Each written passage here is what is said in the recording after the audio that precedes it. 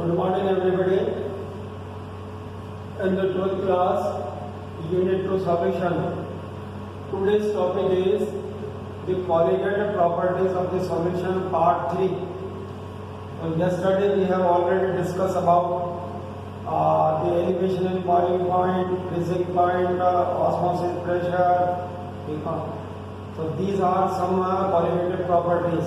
Now today we have to discuss about the properties regarding the concentration of the solution. तो विलयन की सांद्रता से संबंधित जो है वो कॉलिगेटिव प्रॉपर्टी अणुसंख्यक गुण क्या है उसके बारे में आज हम आपको बताएंगे। तो सबसे पहले देखिए कि सॉल्यूशन को कंसंट्रेशन के अनुसार हम दो स्थितियों में अलग अलग बता सकते हैं। पहला सॉल्यूशन जो है वो हमारा बन जाएगा आइसोटोनिक, जिसे हम आइसोटोनिक सॉल्यूशन, और दूसरा जो है वो बन जाता है हाइपरटोनिक।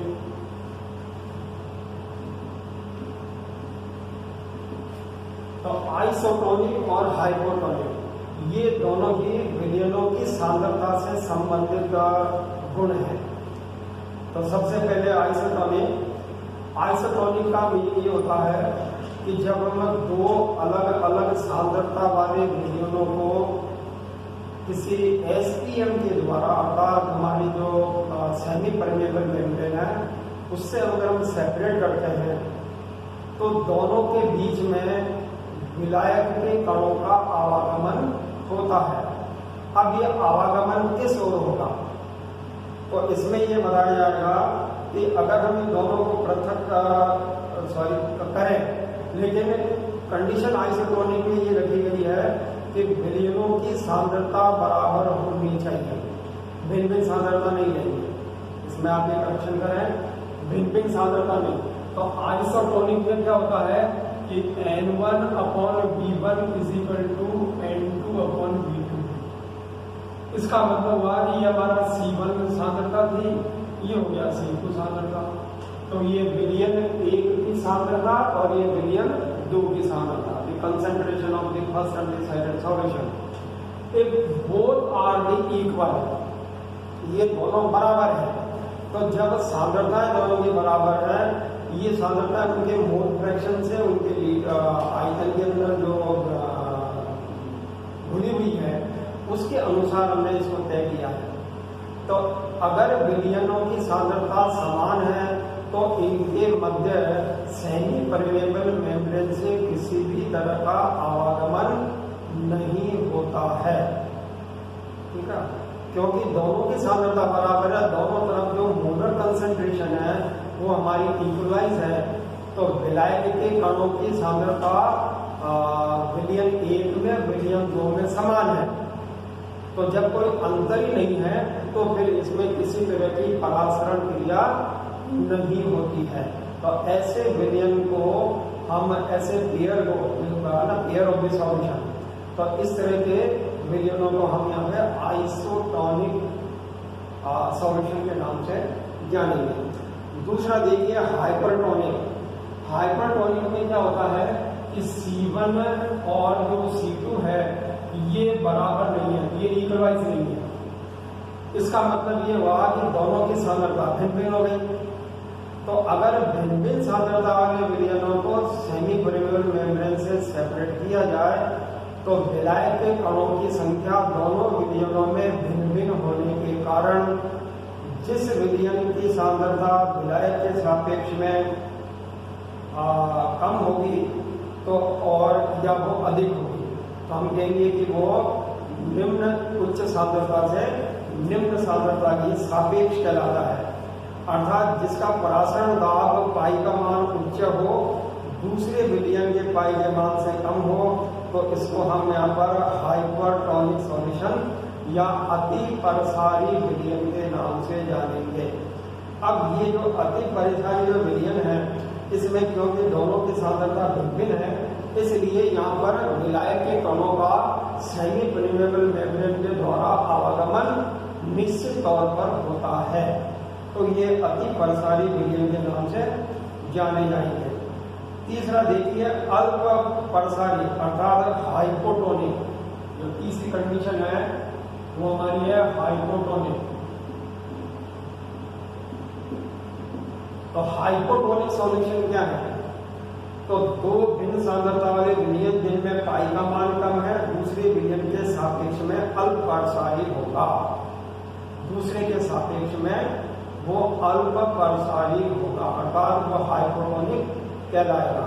तो दो भिन्न सांद्रताओं में हमने इसको कंपैरिजन किया है, ठीक है।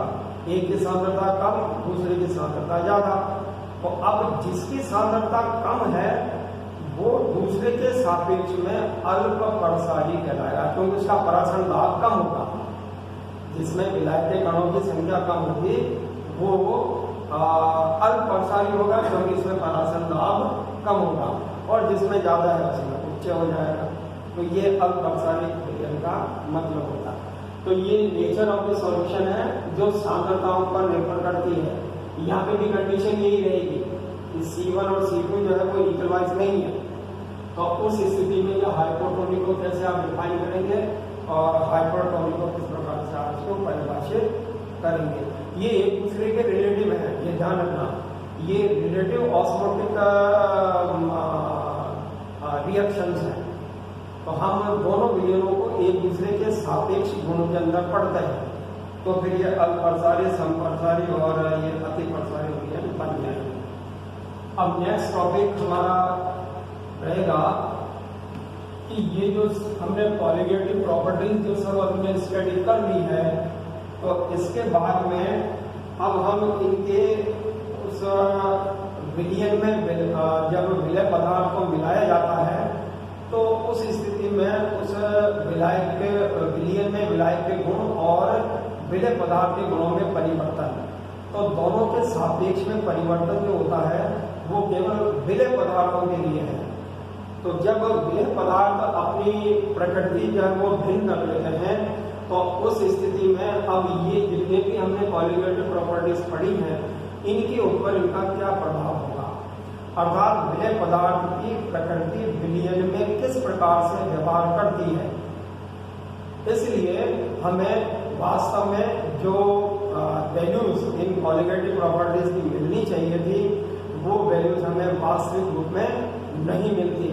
तो जो वास्तविक का एब्सोल्यूट वैल्यू है वो और जो हमारी ऑब्जर्व्ड वैल्यू है हमने एक्सपेरिमेंटल जो तैयार किया है, इन दोनों के मानों के बीच में अंतर होता है। इस तरह से हम ये कह सकते हैं कि सॉल्यूशन में एबनॉर्मेलिटी डेवलप हो जाती है, अर्थात उसमें असाधारण गुण आ जाते हैं। अब ये जो असामान्य गुण है, असाधारण गुण है, वो उनको हम इस विलयन के द्रव्यमान से किस प्रकार से लिंक करें ये आपको देखना है। तो इसमें ये पता लगाना होगा कि पहले तो अगर कॉलिगेटिव प्रॉपर्टी अगर एब्सोल्यूट है तो एब्सोल्यूट जो है वो किस कंडीशन में होगी। और एब्सोल्यूट वैल्यू के लिए हमें क्या करना पड़ेगा, नंबर 1 आपका राउल्ट लॉ।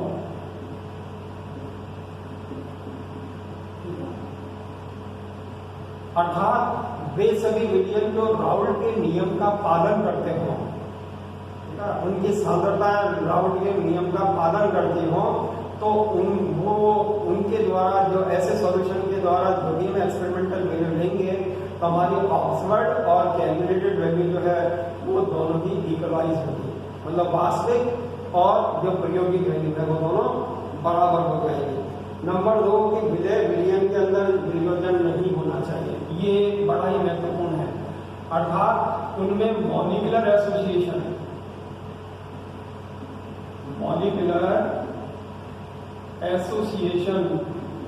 नहीं होना चाहिए, अथवा ये एसोसिएशन हो गया या फिर हो सकता है डिसोसिएशन। तो उनमें डिसोसिएशन या एसोसिएशन नहीं होना चाहिए। कहने का मतलब हुआ कि जैसे ही हम विलय पदार्थ को विलयन में मिलाएं तो विलय पदार्थ में न तो उसका विखंडन हो और न ही उनमें किसी तरह का सहगुणन हो। तो ऐसे विलयन जो है वो एब्सोल्यूट वैल्यू देंगे, अर्थात इनका जो प्रैक्टिकल वैल्यू है वो और जो इनकी थ्योरेटिकल वैल्यू है वो एक दूसरे के समान हो जाएगी। लेकिन विलियन में अधिकांशतः ऐसा व्यवहार नहीं देखा गया है। तो विलय पदार्थ जो है वो विलियन में अपनी प्रकृति में परिवर्तन कर लेता है। अब कैसे परिवर्तन करेगा, इसका एक एग्जाम्पल कि इलेक्ट्रोलाइटिक सॉल्यूशन जो जल में घुलनशील विलयन होंगे वो अधिकांश विद्युत अपघटन प्रवृत्ति के होते हैं। जैसे हमने किया NaCl, तो NaCl को जैसे ही आप H2O के अंदर विलय करेंगे तो ये Na पॉजिटिव और Cl नेगेटिव में बदल जाएगा। अर्थात यहाँ पर भी जो हमारे नंबर ऑफ पार्टिकल्स वो 2 हो गए और यहाँ हमने लिया क्या था, 1 लिया था। ठीक है, तो प्रायोगिक वैल्यू कुछ और बताएगी और जो हमारी वास्तविक जो वैल्यू हमने अगर उसको वेट करके जो दिया था, उसका जो मोलर कंसंट्रेशन दिया था वो वैल्यू अलग हो जाएगी। तो अब हम इसमें कहेंगे कि इसके गुणों के अंदर नहीं 1/2, अर्थात ये इसका हाफ हो जाएगा, तो वैल्यू उससे आधी हो जाएगी। ऐसा क्यों हुआ, क्योंकि विलय पदार्थ का वियोजन हो गया और वियोजन होने से विलयन में कणों की संख्या में वृद्धि हो गई। जब कणों की संख्या में वृद्धि हो गई तो अणु संख्या गुण जो है इन कणों की संख्या पर ही निर्भर करते हैं, तो उनके मान भी बदल जाएंगे। इसी तरह से आप CaCl2 NaCl का आना ये हमारा हाफ हो गया। क्यों, क्योंकि हमारा जो अणु संख्या गुण होता है ये विलयन की कणों की संख्या के व्युत्क्रमानुपाती होता है। अणु संख्या गुण विलयन में कणों की संख्या के व्युत्क्रमानुपाती होता है, इसलिए ये हाफ हो जाएगा। CaCl2 जब आप कैल्शियम क्लोराइड लेंगे तो यहाँ पे ये कुल कणों की संख्या कितनी होगी, 3 हो गई, 1 + 2 तो अभी हो जाएगा 1/3 हो जाएगा। इसी तरह से देखिए K4FeCl6 ये पोटेशियम फेरोसाइड है, तो K4FeCl में जो टोटल कण है ये तो 4 तो 1 हो गया, 1 ये बनेगा हो गए 5, तो आपकी वैल्यू हो जाएगी 1/5। तो ये जो हमारी वैल्यू है ये ऑब्जर्व वैल्यू है, ये ऑब्जर्व वैल्यू के मान होंगे। तो ऑब्जर्व वैल्यू और जो हमारे वास्तविक मान है उनके मध्य अंतर उत्पन्न हो जाता है। क्यों उत्पन्न हो गया, क्योंकि विलय पदार्थ के कणों में वियोजन हो गया। तो वियोजन जब होता है तो अणु संख्या गुणों के मान भी बदल जाते हैं। इसी तरह से एक दूसरा गुण देखिए, यहाँ दूसरा गुण आपका सहगुणन से है। ये तो हमारा इससे डिसोसिएशन का मतलब हो गया कि अगर वियोजन होता है तो इस प्रकार से। अब अगर अणु में अगर एसोसिएशन हो जाए, ठीक है, अर्थात वियोजन के बजाय अगर उसमें सहगुणन हो जाए, जैसे हमारे जो एलिफेटिक एसिड्स हैं, कार्बोक्सिलिक अम्ल हैं, तो कार्बोक्सिलिक अम्लों में एसोसिएशन होता है। जैसे देखिए एसिटिक एसिड CH3COOH, अब एसिटिक एसिड का आपने एक्वस सॉल्यूशन बनाया है, ये आपने जलीय विलयन बनाया इसमें। तो जलीय विलयन में एसिटिक एसिड जो है वो ये अणु एक दूसरे को हाइड्रोजन बॉन्ड के द्वारा एसोसिएट कर लेते हैं, अर्थात हाइड्रोजन बंध एक अतिरिक्त बंध हो गया। तो विलयन में आसानी से हाइड्रोजन बंध बन जाता है, तो अणु एक दूसरे को सहगुणित कर लेते हैं, तो कणों की संख्या में अंतर आ जाएगा। अब जब एसिडिक अम्ल के बारे में हम बात करेंगे तो एसिडिक एसिड के 2 अणु परस्पर जुड़ जाते हैं। वो किस प्रकार से जुड़ेंगे, देखिए CH3C ये O और ये H। इसी तरह से ये दूसरा अणु CH3OH और ये हो गया आपका डबल बॉन्ड O, तो ये इसके बीच में हाइड्रोजन बॉन्ड हो गया। तो ये 2 मॉलिक्यूल आपस में जुड़ गए और एक एज लाइन स्ट्रक्चर बना दी, इसे हम क्लीट स्ट्रक्चर भी बोलते हैं। तो ये ऐसे 2 अणु मिलकर के ये 2 अणु मिलकर के एक अणु में परिवर्तित हो गए। तो आपने जब वास्तविक मान लिए तो उस समय 2 अणु थे, लेकिन जैसे ही आपने सॉल्यूशन प्रिपेयर किया तो सॉल्यूशन में कणों की संख्या 2 से घटकर 1 हो गई। ठीक है, अब ये परिवर्तन हो गया। तो अणुओं के सहगुणन होने से भी विलयन के अणु संख्या गुणों में उनके मानों में परिवर्तन हो जाता है। तो इसलिए जो ये असामान्य गुण व्यवहार करते हैं, अर्थात विलय पदार्थ में वो असामान्य गुणों के कारण उसकी प्रकृति।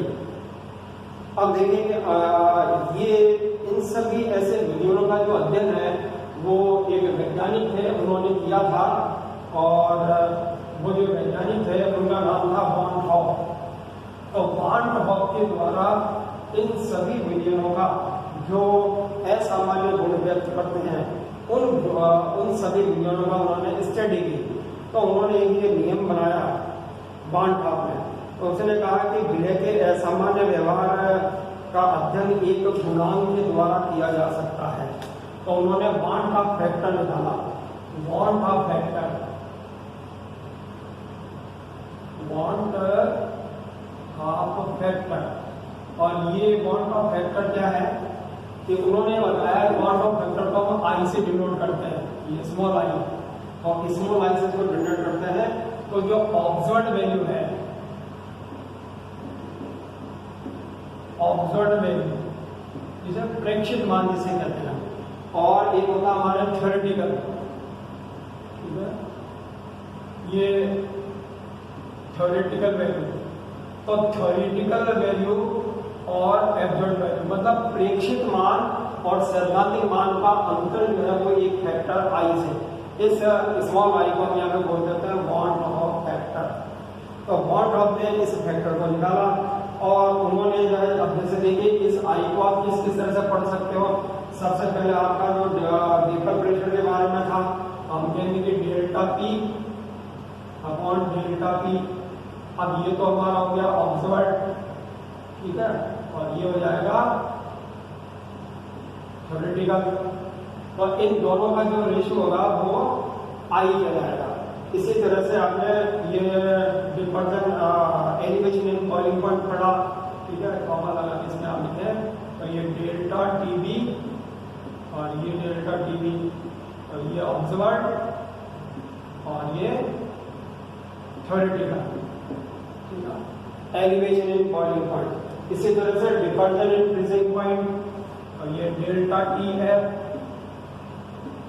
डेल्टा टी एफ, ये ऑब्जर्व्ड और ये थ्योरेटिकल।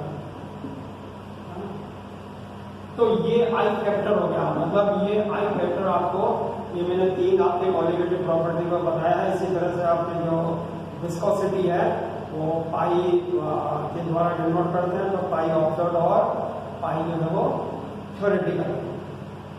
अब ये जो आई का मान है उसके आधार पे इनको स्टडी की गई, ठीक है, कि उसमें सगुणन होगा या वियोजन होगा। तो नंबर 1 हम इससे क्या क्या कंक्लूजन निकाल सकते हैं, यदि आई का मान जो है वो 1 हो, 1 कब होगा कि जब दोनों के मान एक जैसे हो जाएंगे। तो आई इज इक्वल टू 1 हो गया। आई इज इक्वल टू 1 होने पर इसमें न तो इसका सगुणन होगा और न ही विलयन में वियोजन होगा, डिसोसिएशन भी नहीं होगा। तो जब सगुणन और वियोजन नहीं होंगे तो जो हमारे प्रेक्षित मान है और वास्तविक मान है वो एक समान होंगे, ठीक है। उसके बाद देखिए दूसरी कंडीशन क्या बन सकती है, ये हमारी एब्सोल्यूट हो गई,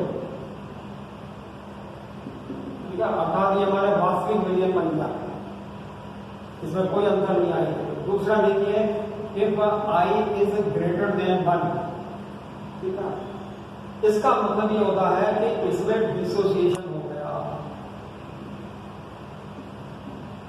इसमें डिसोसिएशन हो गया, वियोजन हो गया। और इसका एग्जांपल क्या हो गया, NaCl।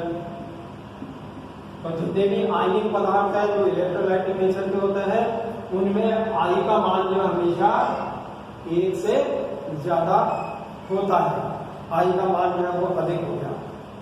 तीसरी कंडीशन में आप ये बता सकते हैं कि आई इज इक्वल टू जो है number 3, if I is less than 1, तो ये लेस देन 1 है तो यहाँ कहेंगे कि एसोसिएशन हो गया,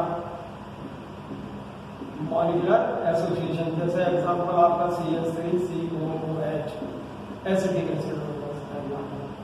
तो वान फैक्टर के अनुसार विलयनों को 3 स्थितियों में पढ़ा जा सकता है।